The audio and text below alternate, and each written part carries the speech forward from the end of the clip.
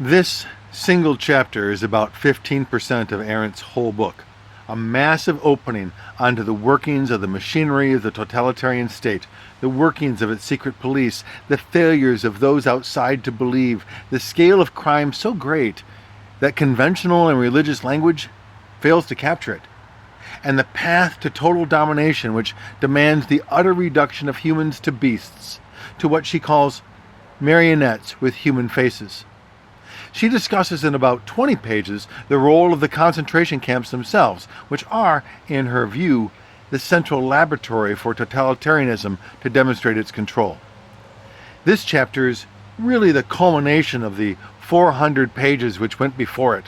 So, while I imagine it's a powerful read on its own, seeing how Arendt has woven this long history's threads into this seeming inevitability was, to be frank, a bit overwhelming. So, rather than believe that summarizing all of Arendt's points and description of the workings of Stalin's and Hitler's governments can capture even a sliver of what went on, I'm going to focus in on a couple of her observations along the way, ones that I think are, will hold significance for us. Arendt thinks they do, because she pointedly claims that even 70 plus years ago, modern society has remained a likely staging ground for repeats. And what of our current postmodern or post-postmodern society, where truth is even now under assault? So let's begin with our own. That's you and I suspect, our own framework for comprehending the world. The first is that we have our own ideologies at work on us, our own way of thinking and reasoning, which limits our understanding of reality, but which we barely recognize. One of these is utilitarianism, the belief that everything that is and should be done is in some way an exchange for something else. Everyone has a motive. We ask, what do they get out of it, as a way of understanding? Dictators want power. Business people want money. Everything is an exchange, almost as if no value or moral can exist without an expectation of return. But for the totalitarian leader, that conception is utterly irrelevant. Arendt says, for instance, that even the criminal does not find his way to a concentration camp, because there can be no condition which suggests that someone is in that camp based upon a notion of exchange, based upon justice or retribution or reform. The decision of who belongs in the camps is arbitrary. That is, anyone at all, is equally a candidate. Totalitarianism does not work on a principle of exchange or practical gain. It operates on fear and inevitability. It demonstrates that anyone can be reduced to nothingness, to oblivion. More, in terms of how you and I fail to understand this thinking, is that we might have words, language, which explain how governments and law operate. Words like law, like crime, like order, like punishment. Sure, we know different governments approach these terms with different definitions, but every government can be explained with this language, right?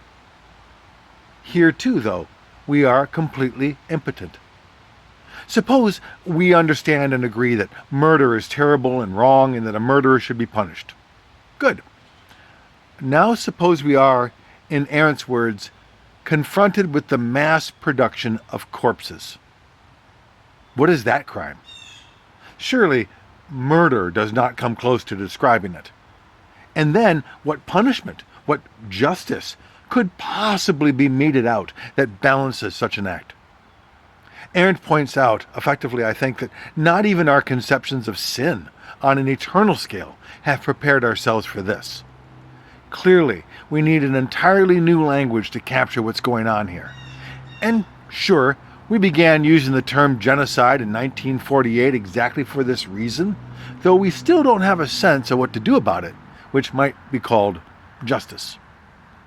It's for these reasons that we have a view of power which is utterly outside our scale of thinking and language, our psychology and reason, that we fail to believe it is possible, even when we see it unfolding before our eyes. We indulge in wishful thinking, in denials, in rationalizations, anything, in order to maintain our sense of order against the horror. But of course, We aren't the only ones inventing language to capture that which is unspeakable. Both Stalin and Hitler created new terms for their notions of the inevitability of law and the terror of order, because for them, every human is potentially a criminal, an objective enemy. This is because every human is capable, if they are human, of a change of mind, of a spontaneous idea, of a thought. And so long as this is possible, they have not submitted completely. The answer is to eliminate this capacity altogether. That is, to eliminate their humanity. And this is what the camps were designed to do, of course, not merely to exterminate, but to dehumanize. Prisoners would be experimented upon so that they might lose their notions of justice and law, their notion of moral rightness, and finally, their understanding of self. What we said of murder. Now, what is torture when it is employed without any expectation of confession? We sometimes protest when people are captured without cause, imprisoned without reason. But you see, that's where protests are impotent against a government which does not recognize the dignity and humanity of its people in the first place. The word Arendt uses too frequently because it is so apt is superfluous.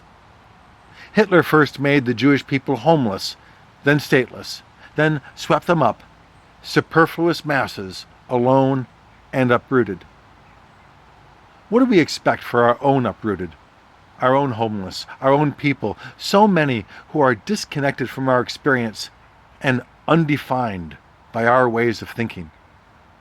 What values might we muster which transcend exchange in order to care?